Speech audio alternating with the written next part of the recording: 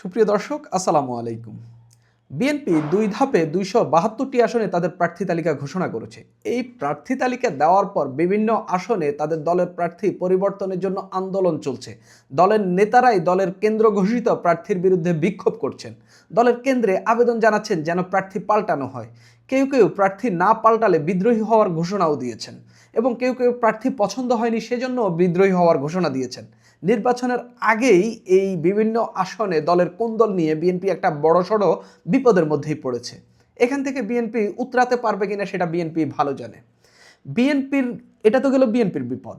বিএনপির যে প্রতিদ্বন্দ্বী রয়েছে, বিএনপির বিপক্ষে যারা নির্বাচন করবে, সেই জামাতে ইসলামী এবং অন্যান্য ইসলামিক দল মিলে যে জোটটি গঠিত হয়েছে, তারা কি এই আসন ভিত্তিক সমঝোতা, আসন বন্টন, কে কোথায় প্রার্থী হবেন, এটা নিয়ে বিপদের মধ্যে নেই?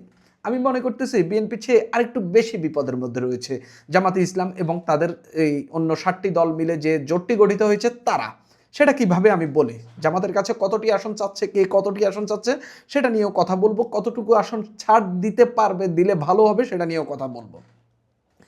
দেখেন, 6 মাস আগেই জামাত 300 আসনে প্রার্থী দিয়ে দিয়েছে। আমরা জানি কে কোথায়, জামাতের কে কোথায় প্রার্থী হয়েছেন। নির্বাচন কমিশন তফসিল ঘোষণা করে দিয়েছে। আগামী 12 ফেব্রুয়ারি নির্বাচন। মনোনয়ন জমা দেওয়ার শেষ তারিখ 29 ডিসেম্বর, অর্থাৎ আর অল্প কয়েকদিন, 10-12 দিনের মতো আছে।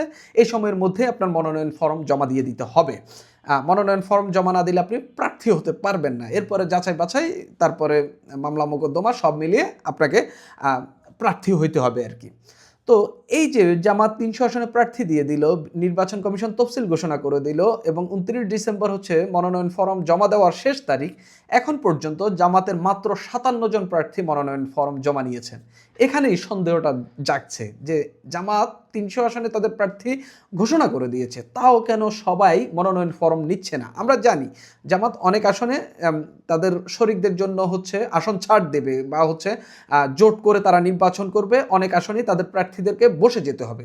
জামাতের প্রার্থী বসানো নিয়ে কোনো ঝামেলা হবে না, জাস্ট কেন্দ্র থেকে নির্দেশ দিবে অমুক বসে যান, বসে যাবে। এই শৃঙ্খলার রাজনীতি জামাত দীর্ঘদিন ধরে প্র্যাকটিস করে আসছে, সেটা নিয়ে অসুবিধা হবে না। অসুবিধা হবে আসন সমঝোতা নিয়ে, অসুবিধা হবে আসন বন্টন নিয়ে, অসুবিধা হবে কে কোথায় প্রার্থী হবে সেটা নিয়ে।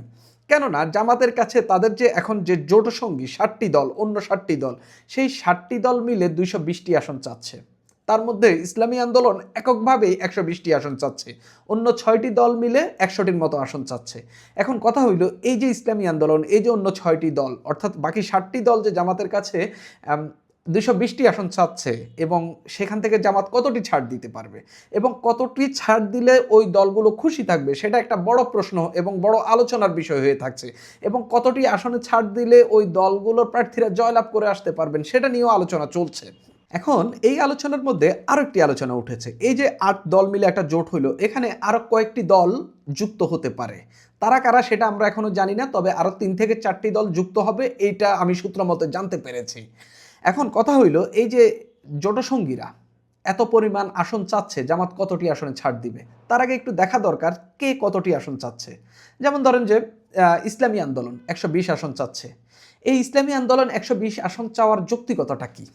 ইসলামী আন্দোলন বরিশালের চরমোনাই পীরের দল এবং ওইখানে তাদের জনপ্রিয়তা রয়েছে। তারা বরিশাল এবং বরিশাল বিভাগে যতগুলো আসন রয়েছে বেশিরভাগ আসনেই হচ্ছে তারা প্রার্থী চাচ্ছে, বেশিরভাগ আসনই তারা নিজেদের দলের জন্য চাচ্ছে। এবং মাদারীপুর এবং এই বরিশাল ঘেঁষা অন্যান্য যেসব জেলা রয়েছে সেই সব জেলাগুলোতেও তারা প্রার্থী দিতে চাচ্ছে, অর্থাৎ সেই সব আসনগুলোই তারা বেশি বেশি করে চাচ্ছে আর কি। এই ইসলামী আন্দোলন সর্বশেষ ভালো নির্বাচন যেটাকে বলা হয় 2008 সালের নির্বাচন, নবম সংসদ নির্বাচন, তাদের শতভাগ প্রার্থী জামানত হারিয়েছে। 167 জন প্রার্থী নির্বাচন করেছে। 167 জন প্রার্থী ইসলামী আন্দোলন বিভিন্ন আসনে প্রার্থী দিয়েছে, সবাই জামানত হারিয়েছে, একজনও জামানত রক্ষা করতে পারেনি। 2018 সালের নির্বাচন, শেখ হাসিনার রাতের ভোটের নির্বাচন, এই নির্বাচন খারাপ নির্বাচন, জঘন্য নির্বাচন। এই নির্বাচন হিসাবে আমি কখনো আনি না। তারপরে এই নির্বাচনে এই ইসলামী আন্দোলনের 298 জন প্রার্থী জামানত হারিয়েছে। সেই ইসলামী আন্দোলন এখন 120টি আসন চাচ্ছে। ঠিক আছে, জামাতে ইসলামী শরিকে থেকে যাকেই প্রার্থী দিবে তাদের দলের নেতাকর্মীরা তাকেই ভোট দিবে, কিন্তু দলের তো একটা ভাগ থাকে।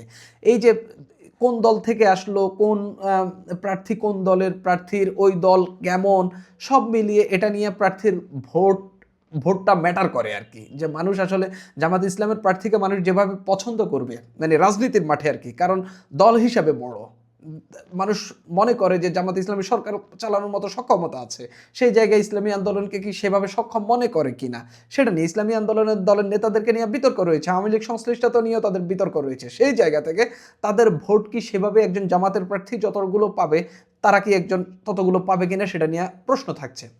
খেলাফত আন্দোলন 20টি আসন চাচ্ছে, খেলাফত মজলিস 30 আসন চাচ্ছে। এখন দেখা যাক জামাত আসলে জোট নিয়ে কি বলতে চাচ্ছে এবং সেটা আমরা একটু জানি। জামাতের মিডিয়া বিভাগের প্রধান অ্যাডভোকেট এহসানুল জোবায়ের এই বিষয়ে একটা বক্তব্য দিয়েছেন। তিনি বলছেন, আমরা আসন সমঝোতার খুব কাছাকাছি, আসন সমঝোতার ভিত্তিতে নির্বাচনে রাজি হয়ে আমাদের সঙ্গে আরও কয়েকটি দল যোগ দিতে চাচ্ছে। অর্থাৎ এই যে আরও কয়েকটি দলের কথা আমি বললাম, সেটা মিলে সব মিলে 10-12টি দল হতে পারে আর কি। সংখ্যার ভিত্তিতে শরিকদের সঙ্গে কোনো আসন ভাগাভাগি হবে না। 8 দলের নেতারা সবাই একমত পোষণ করেছেন, যাকে যেখানে দিলে বিজয়ী হতে পারবেন সেখানে প্রার্থী করা হবে। কিন্তু প্রশ্ন হইল, দলকে খুশিও রাখতে হবে, জোট সঙ্গীদেরকে খুশিও রাখতে হবে। জামাতের নেতা বলছেন যে যেখানে নির্বাচিত হইতে পারে, জামাতের এমনও অনেক প্রার্থী রয়েছেন যাদেরকে তারা সিলেক্ট করেছেন, তারা নির্বাচিত হবেন না। তো সেই জায়গা থেকে আসলে এটা আন্ডারস্ট্যান্ড করা খুবই কঠিন, কিন্তু জামাত এটা নিয়ে বিপদে পড়তে যাচ্ছে। সেটা কিভাবে আমি একটু বলি। যেমন ধরেন, ইসলামী আন্দোলনের নেতা দপ্তর সম্পাদক মাওলানা লোকমান হোসেন জাফরি বলছেন তারা 120টির মতো আসন চাচ্ছেন, যদিও তাদের মুখপাত্র যুগ্ম মহাসচিব গাজী আতাউর রহমান খান বলছেন, আমরা 8 দল এক দলের মতোই কাজ করছি, যে যেখানে জয়ী হবে তাকে সেখানেই প্রার্থী দেওয়ার চিন্তা ভাবনা করছে। কিন্তু এই যে খেলাফত মজলিস, এই দলটির মহাসচিব ডক্টর আহমেদ আব্দুল কাদের বলেন যে আমরা 30 আসনে প্রার্থী দিতে চাই, অর্থাৎ অ্যাজ মাচ অ্যাজ পসিবল তারা হচ্ছে এই প্রার্থী আদায় করে নিতে চাচ্ছে। সেটা আলোচনা সাপেক্ষে 30টি আসন চাচ্ছে তারা। আমি হবিগঞ্জ 4 আসন থেকে প্রার্থী হতে চাই। এই যে খেলাফত মজলিসের মহাসচিব যিনি ডক্টর আব্দুল কাদের, তিনি হবিগঞ্জ 4 আসনে প্রার্থী হতে চায়। এই হবিগঞ্জ 4 আসনে জামাত প্রাথমিকভাবে একজনকে প্রার্থী করে, পরে কিছুদিন আগে তাকে পাল্টে ওয়ালিউল্লাহ নোমানকে হচ্ছে সেখানে, আমার দেশের সাংবাদিক ওয়ালিউল্লাহ নোমানকে হচ্ছে সেখানে মনোনয়ন দেয়, অর্থাৎ জামাতের নতুন প্রার্থী হলো সেই জায়গা থেকে তাকে কি আবার পাল্টে এই যে খেলাফত মজলিসের মহাসচিবকে দেওয়া হবে, সেটাও একটা প্রশ্ন থাকছে। এই যে এই ঝামেলাগুলো জামাত কিভাবে নিরসন করবে, এই জোটটা কিভাবে নিরসন করবে, সেটা প্রশ্ন থাকবে। খেলাফত আন্দোলন 20টি আসন চাচ্ছে। দলের নায়েবে আমির মাওলানা মুজিবুর রহমান হামিদি এই কথাটা জানিয়েছেন। খেলাফত মজলিস, নিজামী ইসলাম পার্টি, বাংলাদেশ গণতান্ত্রিক পার্টি, বাংলাদেশ ডেভেলপমেন্ট পার্টিও কমপক্ষে 10টি করে আসন দাবি করছে। সব মিলিয়ে 60টি দলের দাবি 220টি আসন। এখানে আরও 2-3টি দল তো যুক্ত হওয়ার কথাবার্তা চলছে। এই যে শেষ পর্যন্ত একটা প্রার্থী তালিকা তো আমরা পাবো, শেষ পর্যন্ত তো একটা ঘোষণা আসবে, কে কোথায় প্রার্থী হচ্ছে, কে কোথায় ছাড়, কাকে কোথায় প্রার্থী করা হচ্ছে, এটা তো আমরা জানবো। তবে এই যে একটা দিলেমা তৈরি হয়েছে, এই যে দীর্ঘদিন ধরে এই জোটটি হয়েছে, তারা মাঠে আন্দোলন করেছেন, কেন্দ্রীয় নেতারা রুমে বসে মিটিং করছেন, তারপরেও এখন পর্যন্ত সিদ্ধান্ত আসতে পারেননি যে হচ্ছে তাদের প্রার্থী তালিকা এখন পর্যন্ত চূড়ান্ত করতে পারেননি, অথচ জামাত 6 মাস আগে তাদের দলীয় প্রার্থী দিয়ে রেখেছে। সেই জায়গায় এই জোটটি হয়েছে গত 2 মাস ধরে, এই জোটটি 2 মাসেও তাদের প্রার্থী তালিকা নিশ্চিত করতে পারেনি। তার মানে ভেতরে এমন কিছু চলছে যেটার কারণে তারা হচ্ছে ফাইনাল ডিসিশনে আসতে পারছে না, কিংবা ভেতরে এমন দর কষাকষি চলছে যে দর কষাকষিতে আসলে কেউ ছাড় দিতে চাইতেছে না, যার কারণে এই প্রার্থী তালিকা এখনো প্রকাশ্যে আসতেছে না, কিংবা তারাও সিদ্ধান্ত সুনিশ্চিত হইতে পারতেছে না যে আসলে আমরা আসলে এটাই করব। তারা সেটা কমপ্লিটলি সেই সিদ্ধান্তে এখনো পৌঁছাইতে পারেনি। আমি মনে করি জামাতের 100টির বেশি আসনে ছাড় দেওয়া উচিত না। 100টি আসনে ছাড় দিলেও বেশি হয়ে যাবে। যেমন ধরেন ইসলামী আন্দোলনের কথা আমি যেটা বলছিলাম, এই দলের তেমন কোনো ভোটই নেই, একেবারে বেজলেস একটা দল।